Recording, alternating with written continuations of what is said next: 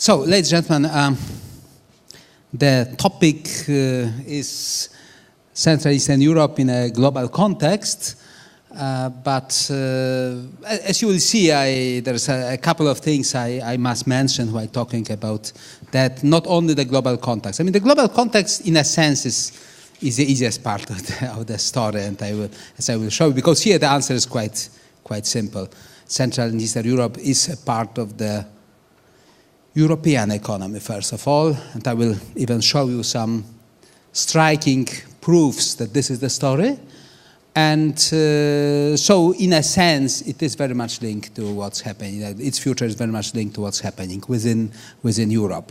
But a lot of other interesting things in the economy, in the politics, in the economics that can be discussed. Okay, I mean, the first point I wanted to raise, actually to remind you something, because probably you know it, but still it's worth reminding you that this is not the, historically, and that's important to know because it's although shows a certain importance for today, that this is not the region that was underdeveloped and is kind of fast developing or something like that. This is the region that was part of the European economy, whatever, 100 years ago or less than 100 years ago, 80 years ago, that then was kind of misdeveloped through the times of the communist rule here. And then is, in a sense, coming back to its normal position. That's important because, in a sense, it's also giving some insight into the minds of the people here. No, just as an explanation of what I said, the GDP per capita in Germany, Czech Republic, Slovakia, Hungary, Poland, compared to Germany, used to be, 1950. Czech Republic was actually, practically speaking, I guess it's underestimating the Czech Republic because it was probably at that time more developed than Germany after the war. Poland, Hungary, well, Poland had a GDP higher than Spain at that time, per capita GDP. So, this is the story. Then there was a big kind of degradation of those economies during times of communism, and now last 25 years, 26 years is a period of catching up, but catching up in a sense with this feeling of coming back to normality, right? What has happened over the last 25 years, this is the map of Europe in 1990, GDP per capita, right? The darker one, the richer the country. As you see, there was a clear line, and that's exactly the so-called Iron Curtain, as Winston Churchill called it, dividing who is poor in Europe, who is... that's not... The map did not look like that 50 years earlier, but it did look like that in the year 1990. The region was extremely impoverished by the communism, and it was, in a sense, I said it already, right? So what has happened over the last 25 years, and that's although important to understand what's happening now, this map changed, and now it looks like that. As you see, there is this big difference between both parts of Europe in the GDP per capita.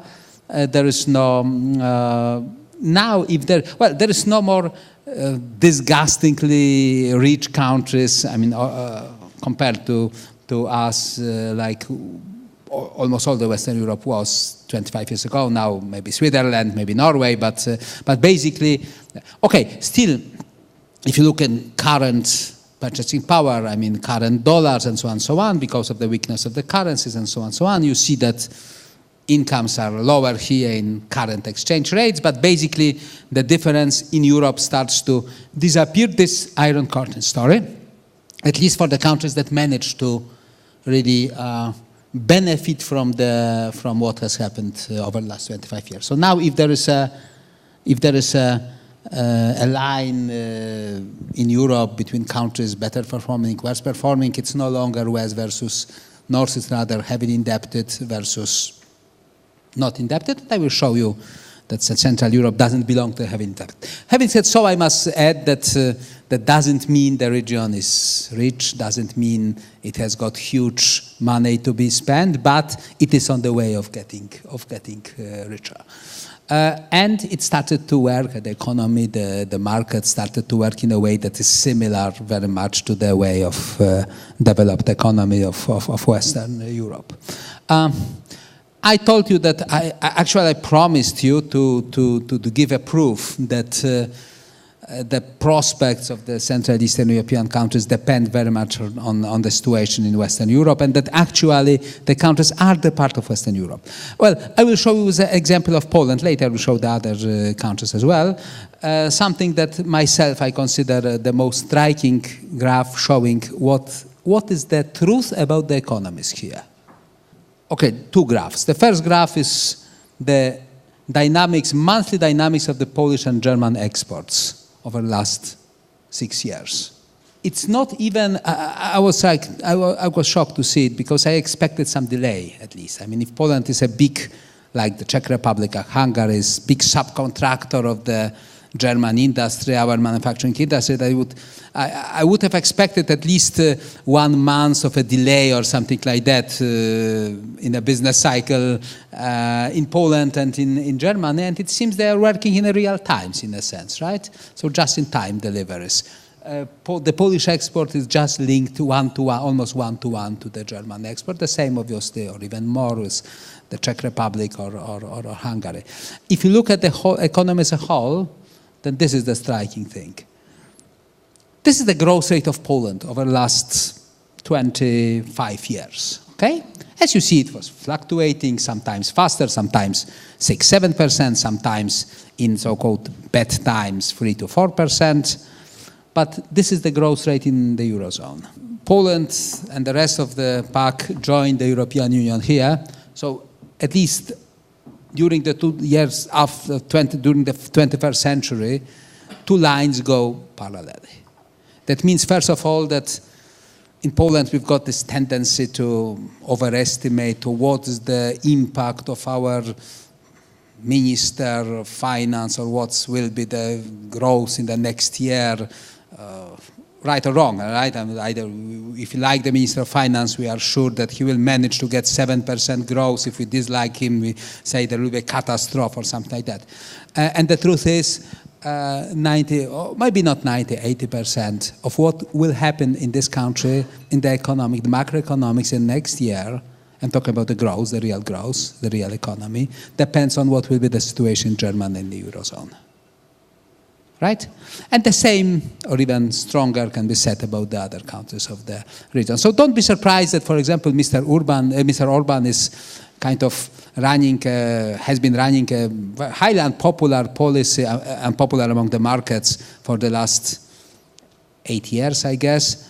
And still Hungary is accelerating once the Eurozone is accelerating, it's slowing down when the Eurozone is slowing down. This is the reality of those countries. But the second point, very important one, is that you notice probably the Polish line is 2-3 percentage points above the Eurozone line, right? So it means each year, if the growth in the Eurozone is 1%, in Poland it's 3 or 4%. If the growth in the Eurozone is 3%, in Poland it's 6%. Every year, the growth here is faster than in the Eurozone, and that's so-called catching up process.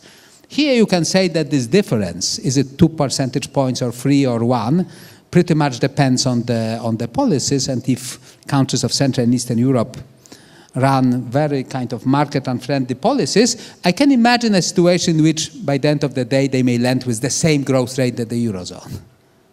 Still accelerating together with the Eurozone, slowing down together with the Eurozone, but without such a big bonus Poland had every year. Because of this bonus, Poland, over the last 25 years, managed to reduce, roughly speaking, half of the gap that was initially between Poland and Germany.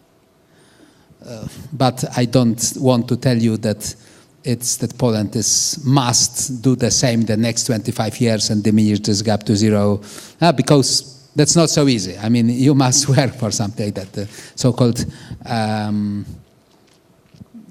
the policy of the catching that supports the catching up is not easy, and definitely I cannot make any projection about will Poland match Germany in next 30 years or not. But definitely over the previous 25 years, Poland managed to reduce half of the gap in the economic development between Poland and Germany.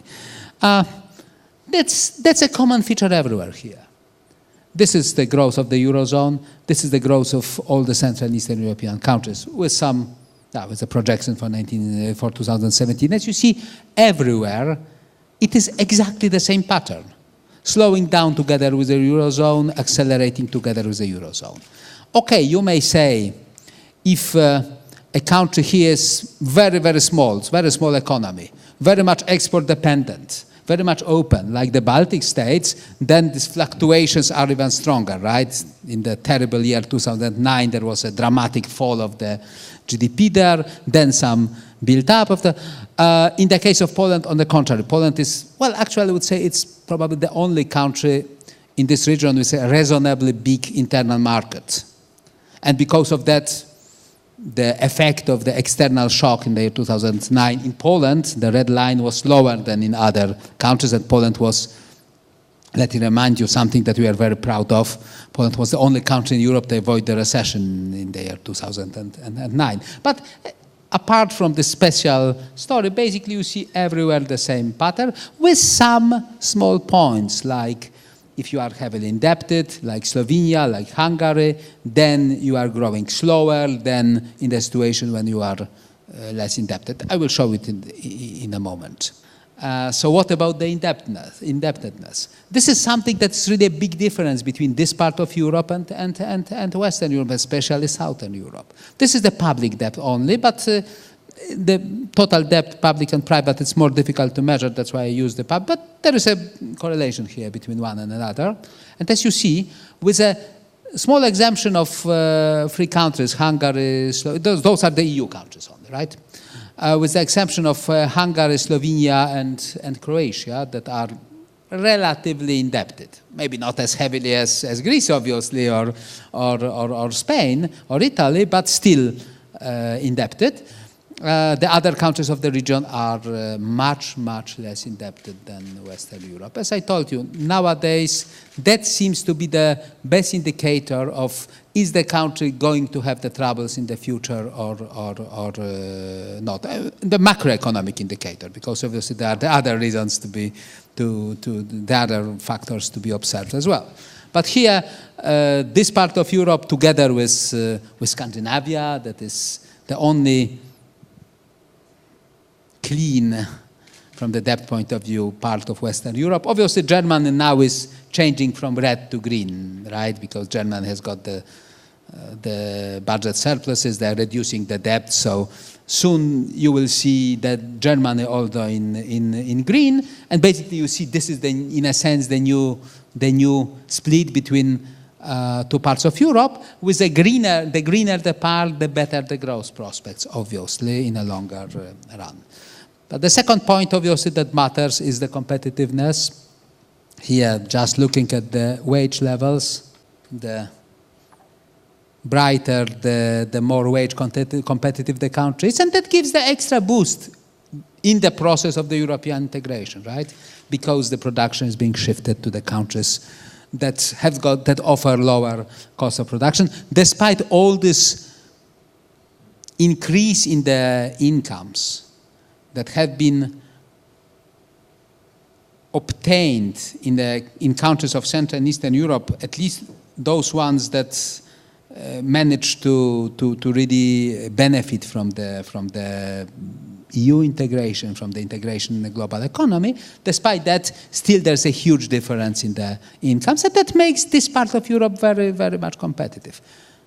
We can come back to the issue to what extent there is a risk of some protectionism within the European Union. We hear President Macron telling something about that this is the kind of the dumping that must be reduced, and so on and so on. We will see, obviously, in the future, but basically the cost competitiveness is still obviously still here in this part of Europe. Obviously, as you see, the cost competitiveness is not everything. Southern Europe is also pretty much cost competitive compared to Germany or to Scandinavia, and it's not enough to be a fast-growing region.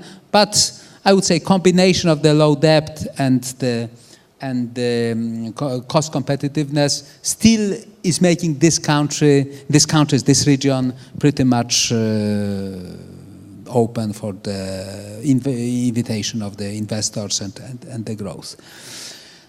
There was a change during a crisis, because before the crisis, the outbreak of the crisis, let's say 2009 or 8, the growth here was mainly caused by the shift of the production from the Western Europe to Eastern Europe within the European Union, because it's the easiest thing, right?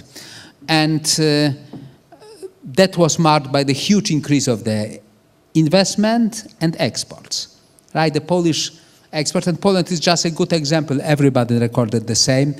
The Polish exports increased in current euro, I guess, around 5 times over the last 11 years. So you see, it's a huge increase of the exports, and every country in the region was recording. Okay, together with that, there was the increase of the productivity, increase of the incomes, increase of the purchasing power, and so on, so on. So altogether, that was leading to the growth, fall of unemployment, wage growth, credit expansion, but at the expense sometimes of the big increase of the budget, of the current account deficit, so the exposure to the external shocks. Then there came a crisis.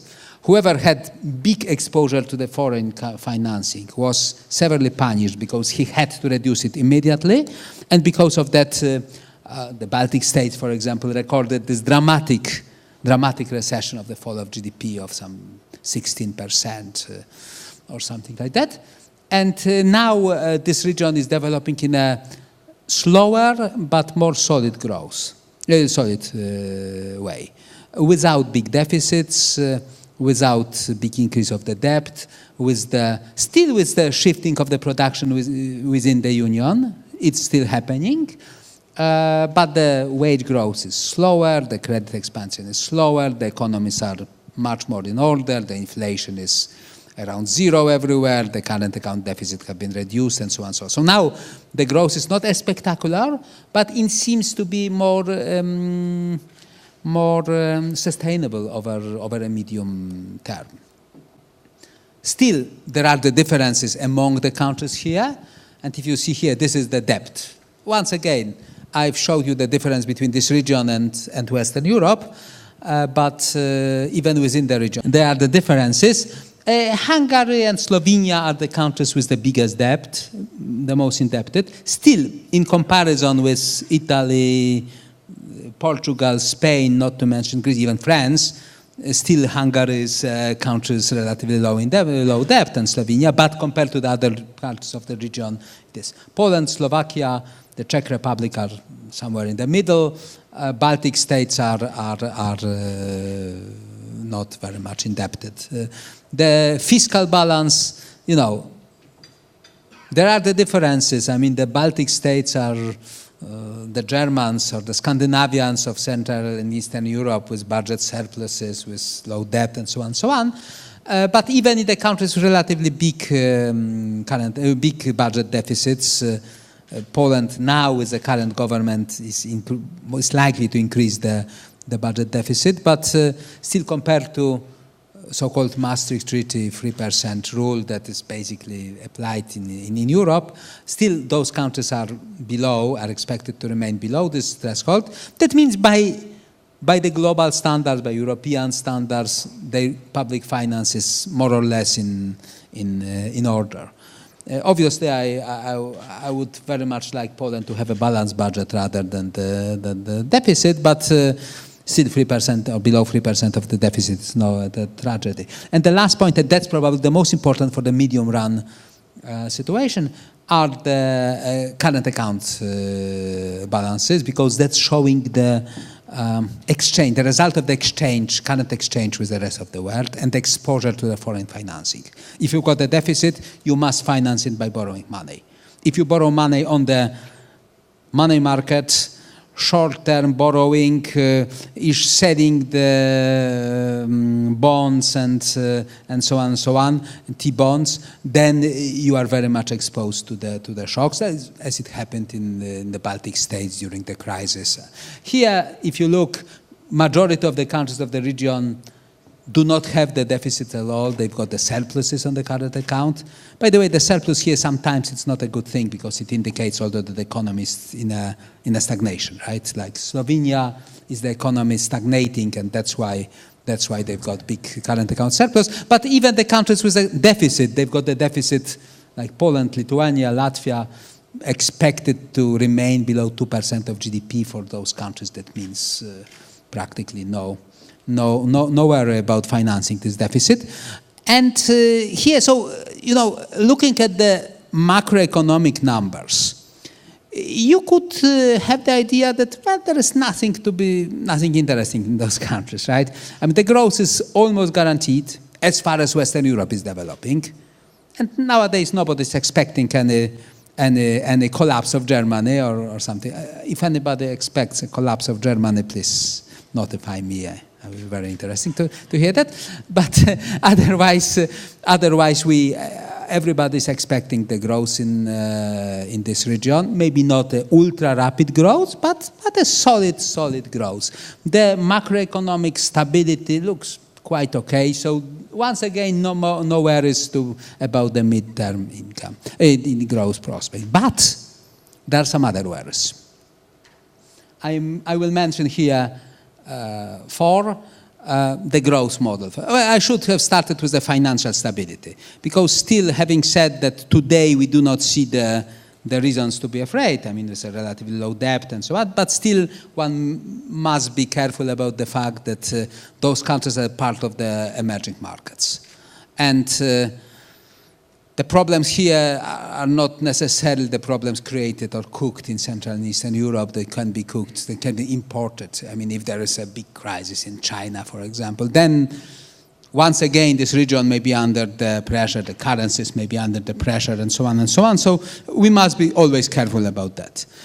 There is the issue of the growth model.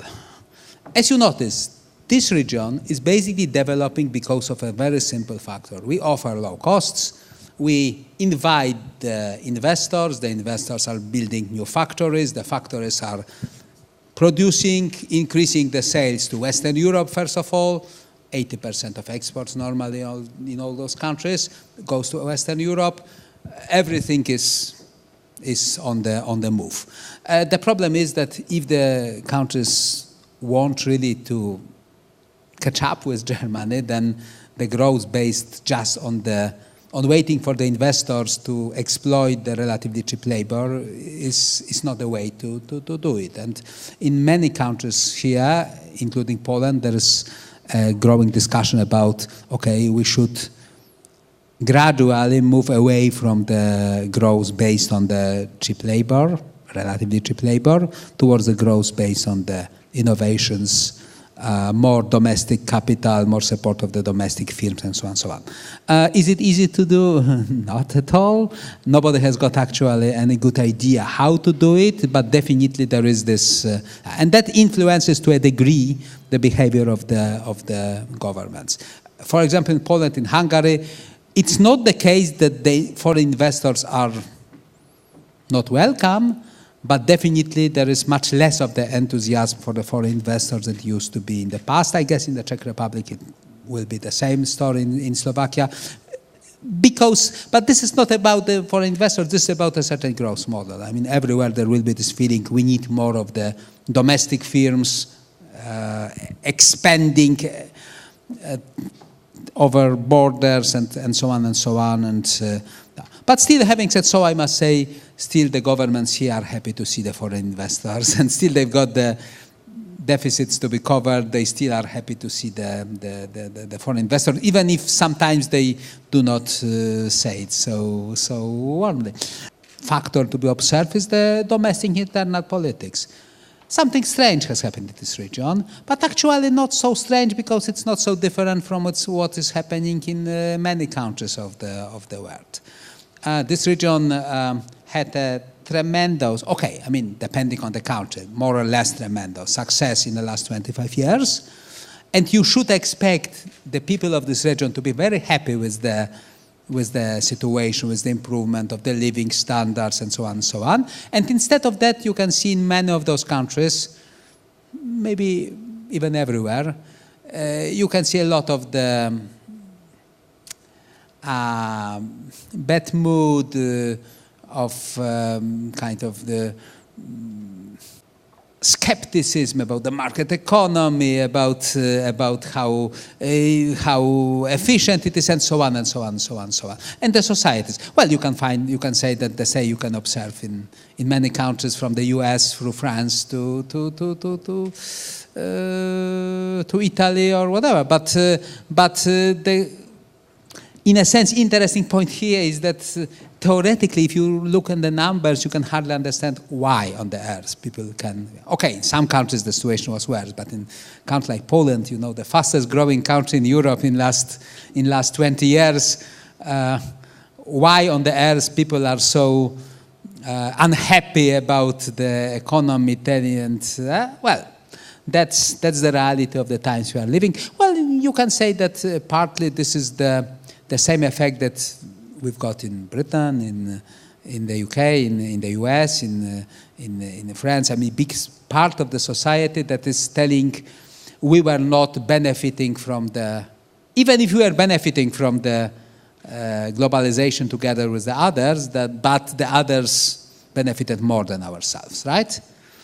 And I guess this is the main explanation of this wave of the populism, nationalism that is now taking place in Central and Eastern Europe. Obviously, with some specific elements here that can be discussed even country by country, case by case. The more the societies here feel safe, the more eager they are to be unhappy, to be unsatisfied with what was happening, and the more critical they are. If you look at the Baltic states, a striking example, those are the countries that went through the most painful way out of all the countries in this region, but they are still so much afraid of being the neighbors of Russia that they do not question anything about the European Union, about the belonging to the West, about the market economy, and so on and so on. The more safe you are, the more secure you feel, the more the societies tend to be kind of have warm look thinking about the market economy and about the results of the economic results of the last 25 years. But that's this general. Will this mood last for a long time? Okay. And will the Brexit mood in Britain last for the long time? Nobody knows. Logically, after some time, people should understand that by the end of the day, they are quite successful. But you never know, obviously. For Poles, going abroad to the Ukraine, that the difference in wages between, 26 years ago, Ukraine had actually higher income level per capita than Poland. Today, the gap difference between Ukraine and Poland is twice as big as between Poland and Germany. So, in a sense, people have got a lot of the arguments, a lot of reasons to understand that this is a successful country, but this is one story, the reality, and another story is what people think. So the internal politics is shaky here.